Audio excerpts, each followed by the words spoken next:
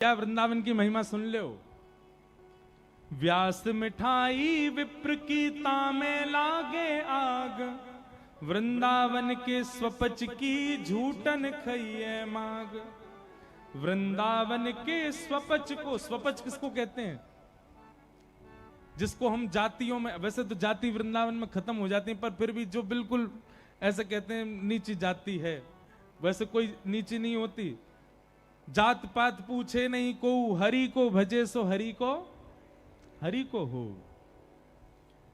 लेकिन फिर भी महाराज स्वपच का मतलब तो होता है कि जो उल्टा सीधा खाता हो, नहाता धोता भी नहीं हो, बिल्कुल अभद्र सा ही रहता हो, लेकिन वृंदावन का हो। वृंदावन के स्वपच को रहिए सेवक होए, तासों भेद न कीजिए पीजे पद रज धोए। महाराज वृंदावन के स्वपच की भी चरण रज धो करके पी लीजिए। क्यों? क्योंकि वृंदावन को है।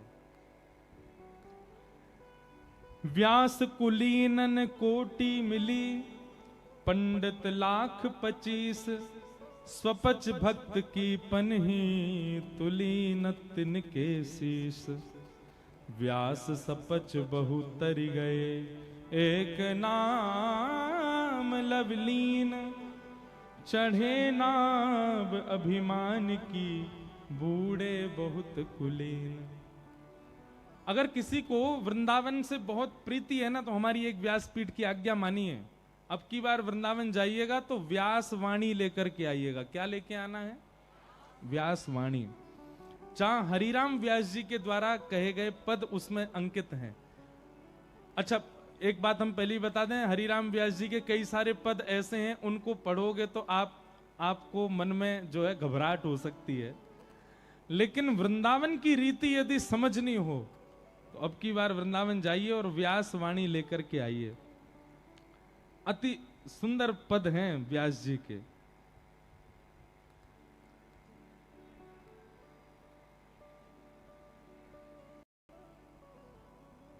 तो हरिराम व्यास जी क्या कह रहे हैं कि भैया कोई वृंदावन वासी मिल जाए, वो तो स्वपच भी हो तो भी बाकी पदरज धो करके पी लो। होना चाहिए वृंदावन वासी। तो वृंदावन में सबसे पहले रज को शीश पर धारण करो।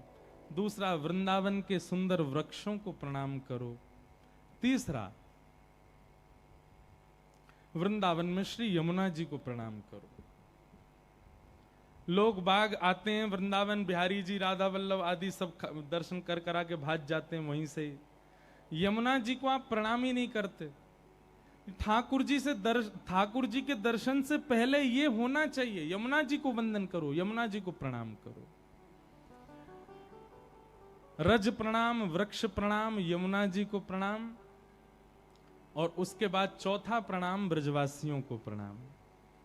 ब्रज के जो वासी हैं उनको वंदन करो। और पंचम प्रणाम कीजिए श्री गोपेश्वर महादेव को। इन 5 को प्रणाम करने के बाद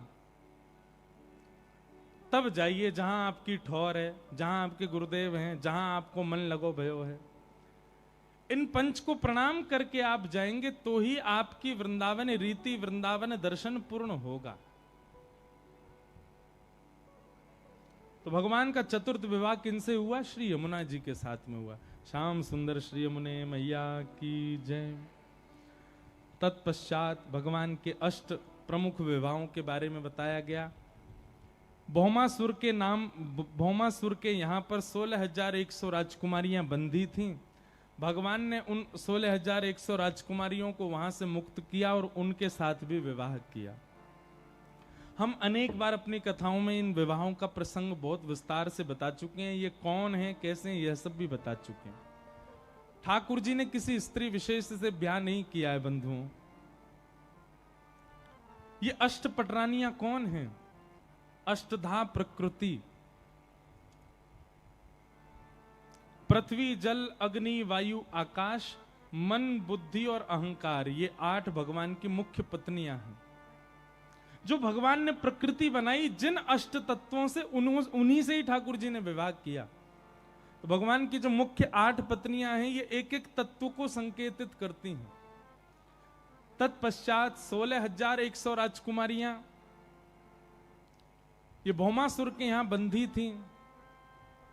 भगवान ने इनको मुक्त करके आज्ञा की अपने अपने घर जाओ, पर इन्होंने कहा कि हमको कोई स्वीकार नहीं करेगा।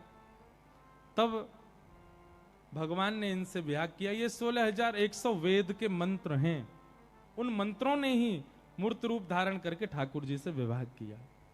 16,108 भगवान के विवाह हुए।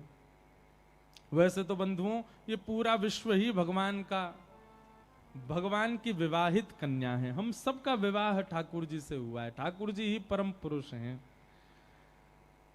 आगे भगवान भागवत जी में राजा नृण की कथा आती है। नारद जी भगवान की ग्रहचर्या देखने गए, उन सब का प्रसंग सुनाया गया, भगवान की नित्यचर्या बताई गई।